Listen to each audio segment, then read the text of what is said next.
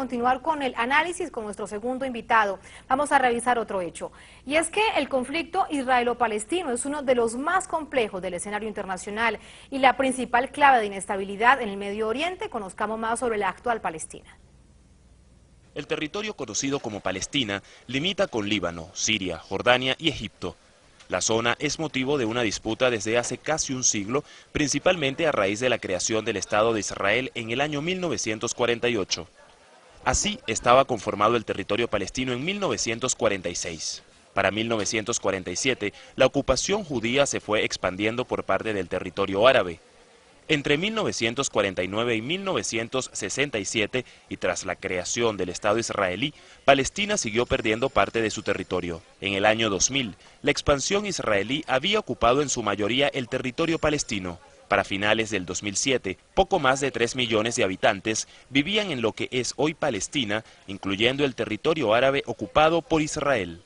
Más de la mitad de la población palestina es refugiada.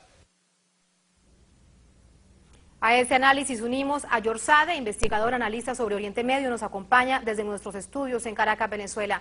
Un placer saludarlo, bienvenido. Gracias, buenas noches. Veíamos en el anterior informe algunos años que dan cuenta del sufrimiento y del padecimiento a lo largo de la historia del pueblo palestino. Usted que es investigador en estos temas, ¿cuál ha sido el año más difícil para este pueblo? Bueno, en realidad esos son, contra el sionismo que se está luchando y antes también contra Gran Bretaña, que tenía el mandato en Palestina. Podríamos considerar que el año más difícil fue el año 48, que es cuando empieza la expulsión del pueblo palestino, el pueblo originario, nativo, de miles y miles de años que vivía en esa tierra, por unos invasores venidos de diferentes partes del mundo, que lo único que los unía es la religión. O sea, solamente por el hecho de ser judío se atribuían la propiedad de esa tierra.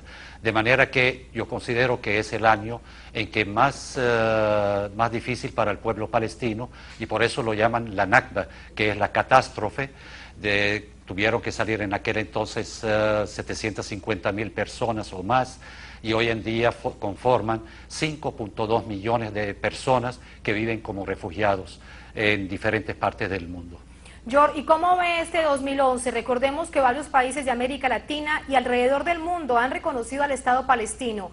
Y en ese mismo sentido quiero preguntarle, ¿qué significaría para el pueblo palestino que pueda ser reconocido al interior de las Naciones Unidas el próximo 22 de septiembre? Bueno, primero, eso desmiente, tal como usted lo está diciendo, de muchos países en el mundo, la mayoría de los países del mundo, sin hablar de los pueblos, porque los pueblos son más en porcentaje que los países que apoyan al pueblo palestino, y eso desmiente la versión que dice Estados Unidos de que es una decisión unilateral. Yo no sé qué porcentaje se necesitaría del mundo para que no sea una cosa unilateral.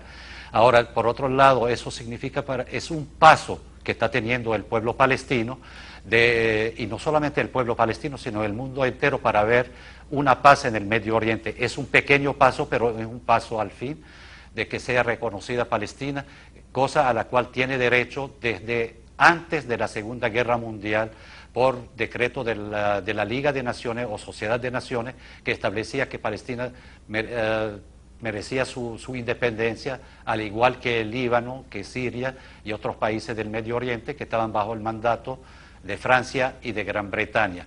Ahora, para el pueblo palestino, eso sí debemos recalcar, para que se pueda llegar a esa paz justa y duradera en el Medio Oriente, los refugiados palestinos deben retornar a sus hogares, tal como está establecido en la resolución 194 del año 48 de las Naciones Unidas y de la resolución 3236 del año 74, y como establece en la Carta de los Derechos Humanos Universal.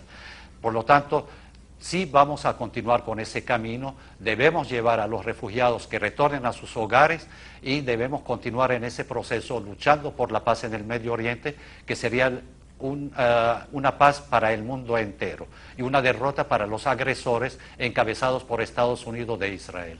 A propósito de los refugiados, revisemos este hecho. Desde 1948 hasta la fecha, más de 5 millones de palestinos han salido de sus territorios por la acción del gobierno de Israel. Sí, efectivamente. Según cifras del Organismo de Naciones Unidas para Refugiados Palestinos, alrededor de 1.700.000 refugiados viven entre Cisjordania y la Franja de Gaza. Jordania es el país con más refugiados palestinos, con casi 2 millones, seguidos por Siria y Líbano. Otro millón de palestinos viven en el resto del mundo, según organizaciones de derechos humanos. George, ¿qué cree usted que sucederá al interior de las Naciones Unidas con esta campaña mediática que ha emprendido Israel? Ya no solamente desde el punto de vista diplomático, veíamos en las redes sociales, en el internet, cómo han sido utilizadas para calificar directamente al Estado palestino como terrorista.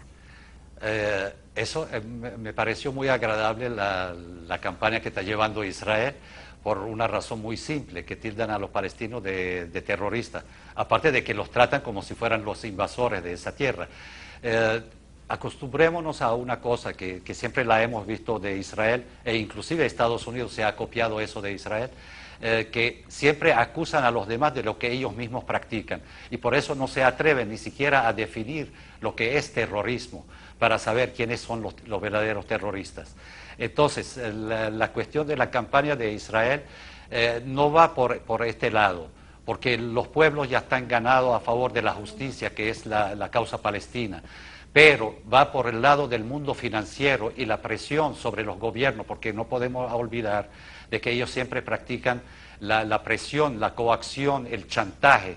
Ahora el mundo financiero está dominado por ellos, aparte de muchos medios internacionales que también le hacen el juego a sus vagabunderías, vamos a hacerlo así vulgarmente, y entonces tergiversan todas las realidades del Medio Oriente. Inclusive una vez un titular de la BBC puso primero la cantidad de heridos porque eran israelíes y después nombró a los muertos porque eran palestinos. Imagínense hasta qué grado lleva la campaña de desinformación y malinformación por parte de los sionistas y del movimiento internacional sionista. George, muchísimas gracias. Hasta la próxima. Gracias, muchas gracias y buenas noches. Estamos, por supuesto, muy pendientes de lo que suceda al interior de la Organización de Naciones Unidas el próximo 22 de septiembre.